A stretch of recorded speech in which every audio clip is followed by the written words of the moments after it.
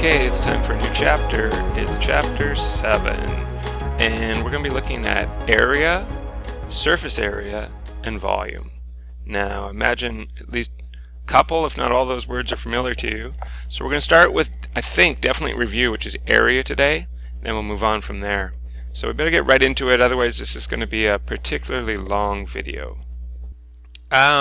What is area? That's all we're going to focus on today, what area is. So area refers to two-dimensional shapes, like flat shapes, right? If we're talking about area, you can't be looking at three-dimensional shapes like cubes and things like that. That would be surface area or volume.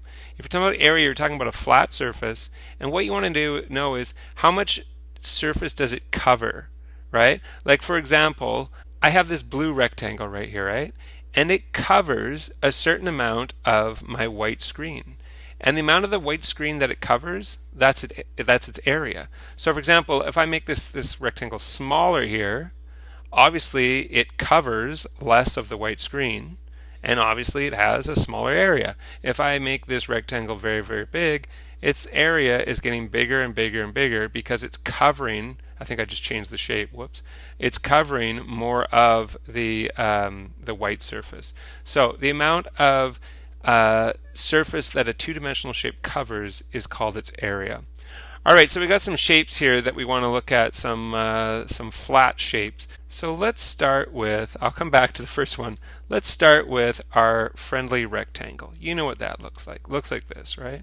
So do you know what the formula is for a rectangle? Area equals length times width. Or of course, we're just going to do it a little bit faster. We're going to say area equals L times W. Now, some people don't use that formula. They actually use area equals B times H. You know what that stands for? Base and height. I'm okay with that. If you do it that way, you would label this B and this H. Or if you're going to go with the length and width, you would label what? Here's a big argument. Apparently in some countries, like European countries or something, I've been told by kids that the shorter side is the width or something like this. But they really don't have in North America, as far as I know, whether you call this length and this width, or if you call this width and this length, it really doesn't make a difference. Both work, okay? So basically you're just going to take those two sides, the two dimensions, and you're going to multiply them together. So I guess I'll do this is I'm going to do examples as we go along. So here's our rectangle over here. It's 8 meters by 5 meters, and I want to know what the area of this is. So I don't know, I could do it right in here. I guess I'll do it right here. Area equals, remember what the formula is? Length times width, or base times height. So base is here, there's no number. Well, obviously it's the same as this. So whether you use base or length, you know it's 8 times height or width, 5. You get 8 times 5. So the area is 40. 40 what? It's actually not 40 meters. It's 40 meters squared. Do you know why it's meters squared?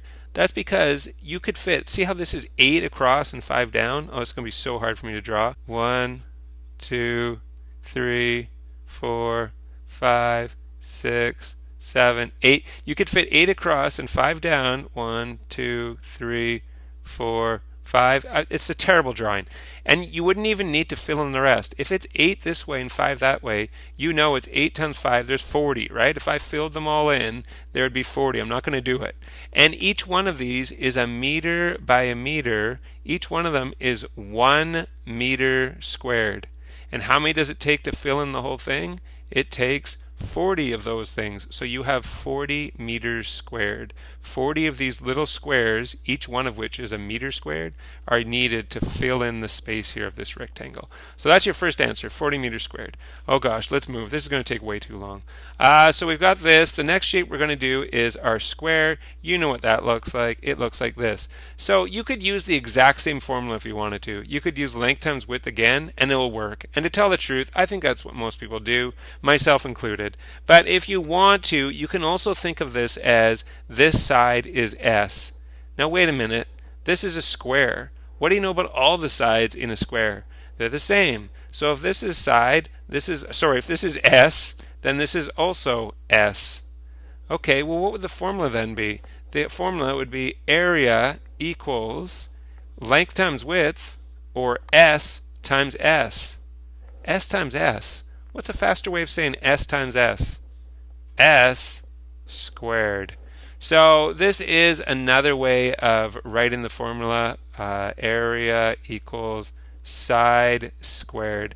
But again, to tell the truth, what most people do, they take square and rectangle, they take the same formula. The area equals length times width. And there's nothing wrong with that. So let's take a look at our square. It is right down here. I'll do it in green. So we want to know the area of this. So if you want, you could go side squared. Well, there's only one side, which is 9, so it equals 9 squared, and 9 squared is 81. Or the other way you could do it is you could say area equals length times width. So area equals 9 times, how much is this? You see these tick mark? That means they're all the same. That's how you know it's a square. So if this is 9, then this is also 9. So that's why you could go 9 times 9, and 9 times 9 is 81. It doesn't matter which way you do it, you're getting 81. 81 what? Not 81 with no units, that would be bad.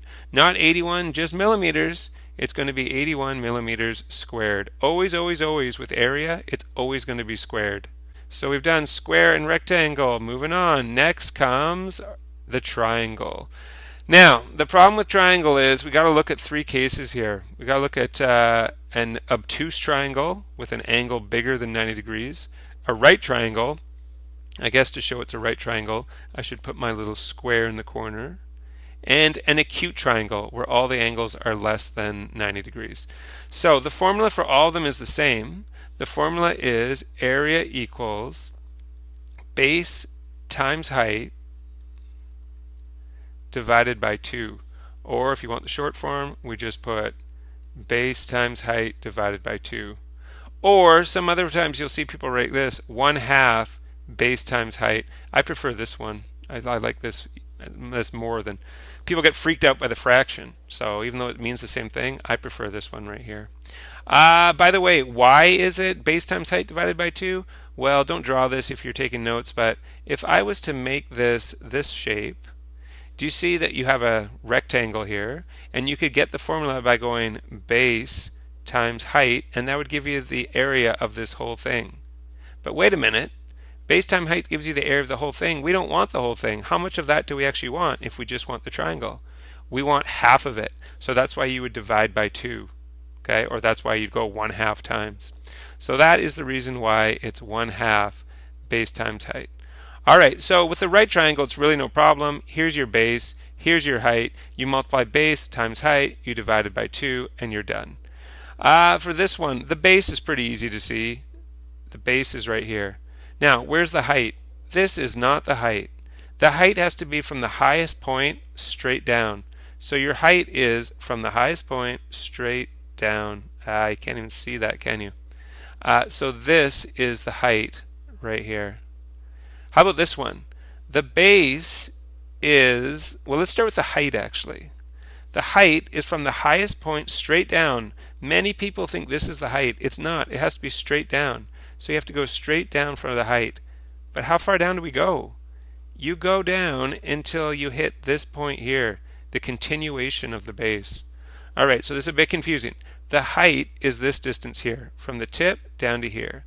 Where's the base? It's not from here all the way to there. The base is this amount right there. There, I changed colors. Maybe that's easier to understand. Height, base is only from here to here. All right, let's do our examples to make sure we understand this. So let's start with the easiest one, which is this one right here. Now, for some of these questions, I've given you more information than you need, and in some of these questions, these examples, I haven't given you enough. So what about this one here? More or not enough? Well, the formula for a triangle is area equals base times height divided by 2. Do you know the base of this triangle? Sure you do. The base is 4. So we can put 4 there. Do we know the height of this? Yes, we do. Which one's the height?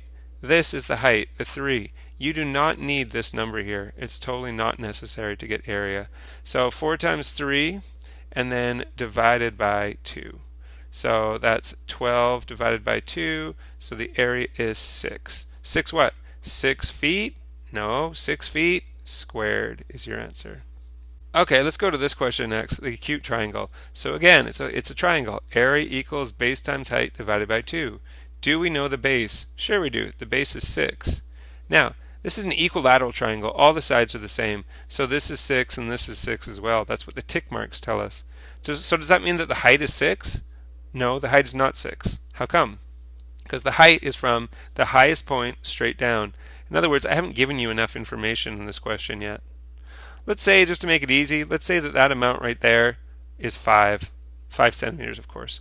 So then we have our base of 6, and we have our height of 5.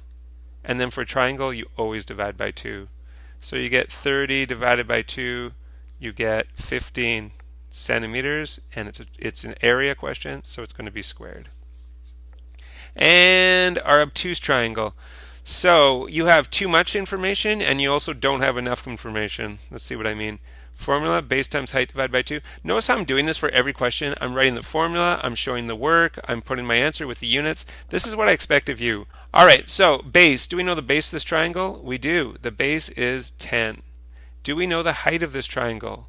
We do not. Remember, you have to go from the highest point straight down. So I'm actually going to get rid of this 11. We don't need it. I'm going to get rid of this 20. We don't need it. What we do need to know is how high is this distance, how much is this distance, straight down to the continuation of there. By the way, do you know what kind of angle that makes here? It makes a right angle.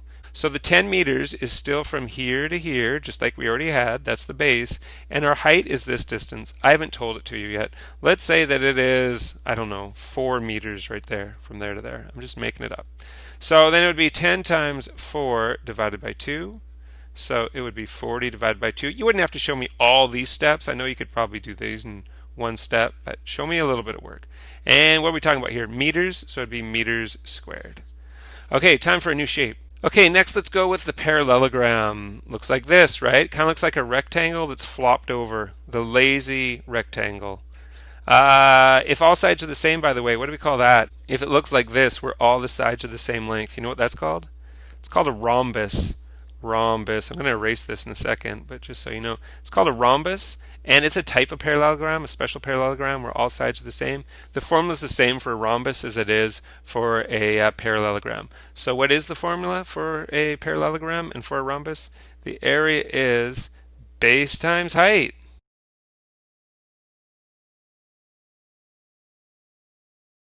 The base is pretty easy again. The base is just down here, or if you're doing the rhombus, right here. Again, I'm erasing this in a second. The height is not here. The height is from the highest point. Well, that's anywhere along here, and then straight down. So you could go from here to here.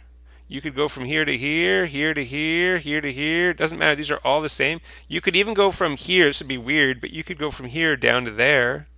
That also works, but I wouldn't do that if I were you. I'd do one of the ones inside. Maybe right here. Doesn't really make a difference, but I'll draw mine right there. So it makes a right angle, and so this is my height. All right, so you just multiply those two numbers together. Let's show you. Here's my parallelogram right here. Do you have enough information? No, you do not. You need to go base times height. I know we usually think of base as being at the bottom here, but look, that amount there is exactly the same as that amount there. So you know the base is 12. Now you need your height. That is not the height. You don't need that number. What you need is from the highest point straight down. And I haven't given that to you. Let's say that that amount is 8 meters. So you got base of 12, height is 8. 12 times 8, uh-oh, hard one. You got it, 96. 96 what? Meters squared. Okay, just before I erase this, remember with the rhombus, it would also be base times height would be from the highest point straight down. So this would be your height, for example, right there.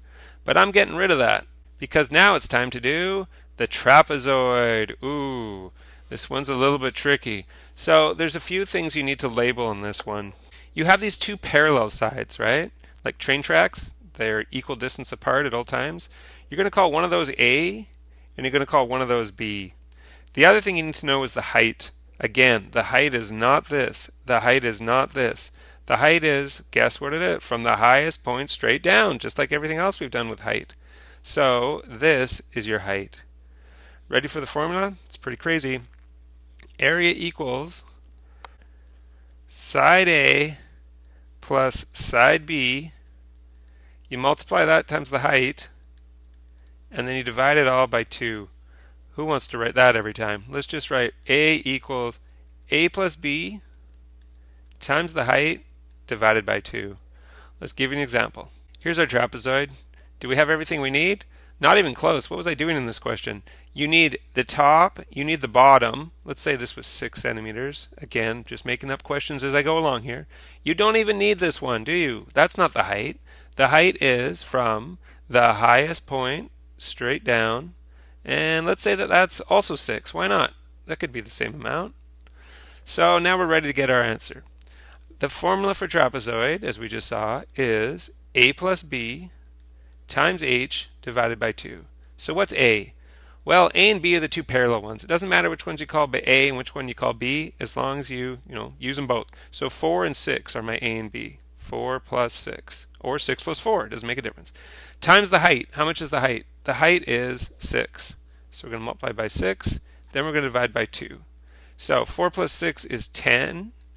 Then we're going to multiply that by 6 and divide by 2. 10 times 6 is 60, divide by 2. I know you wouldn't show all this work, but what the heck. So you get 30 centimeters squared, always squared. We only have one shape to go. It is a beautiful circle. There it is. Do you know what the formula is for a circle? The area of a circle is pi times radius squared. Oh my.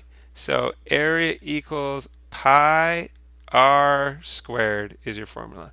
So there's a few things we need to look at here. Pi, have we talked about that number in this course? I believe we have. It's an irrational number. It is 3.141 blah blah blah, goes on and on. So you can use the number 3.14, or if you want a more exact answer, your calculator should have a pi button, and why not plug that into your calculator to get a more exact answer? The r is the radius. Do you know how much the radius is? The radius is from the center of the circle to anywhere you want on the outside of the circle, right? Whether I draw it here, that's a radius, or I draw it this distance, that's a radius, or here, that's a radius. Doesn't matter which way you draw it. Now, for some reason, we tend to always, when we're drawing little pictures of it, draw it straight out like that. But you don't have to. You certainly do not have to draw it this way. So this is your radius right there. And what you're going to do is you're going to square the radius and then multiply by pi. It would almost be more useful if we wrote it like this, r squared times pi. Because, be careful, because of bed mass, you actually have to square the r before you multiply by pi. If you go pi times r, get that answer, and then square it all, you're going to get it wrong. You need to do the squaring part first and then multiply by pi.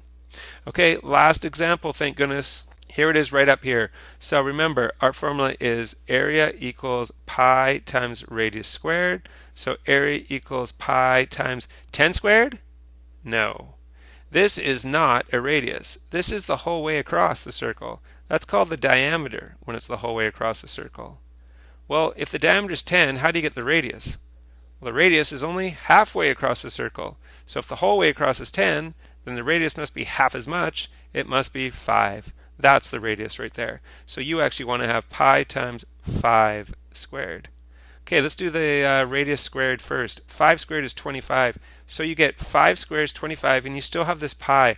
This is actually the best answer of all. Once you get to like grade 11 and 12, that's the way we're going to want you to leave your answer, because that's exact. As soon as you actually multiply by 3.14, your answer is not quite as exact, because remember, pi actually isn't just 3.14. Pi is 3.141592653589793, and actually keeps going. How long does it go? Forever. So, it doesn't matter how many numbers you plug into your calculator, you're not getting an exact answer as soon as you put 3.14 or whatever. So if you want an exact answer, you'd go 25 pi centimeters squared. That's fine. But I would imagine that most of you, and that's totally okay, are going to go 25 times the 3.14. And if you do that, you will get 78.5 centimeters squared. Or let's say you're, good student and you remembered what I said about not putting 3.14, but putting 25 times the pi button, which you can find on your calculator, you would actually get area equals 78.5398 Maybe you want to do it to 2 decimal places and you could have 78.54 centimeters squared. So any of these three answers are fine. This is the most exact answer here, but in grade 8 you're not expected to do it that way. This is probably a preferable answer, the last one, so I guess that's the one I'll circle. But the one before that is obviously good as well. You're almost exactly the same thing. And if we were doing it to 1 decimal place, it would be exactly the same thing. And we've made it. Those are all the shapes you need to know area for in this course. Okay, so practice lots and let me know if you get stuck. See ya!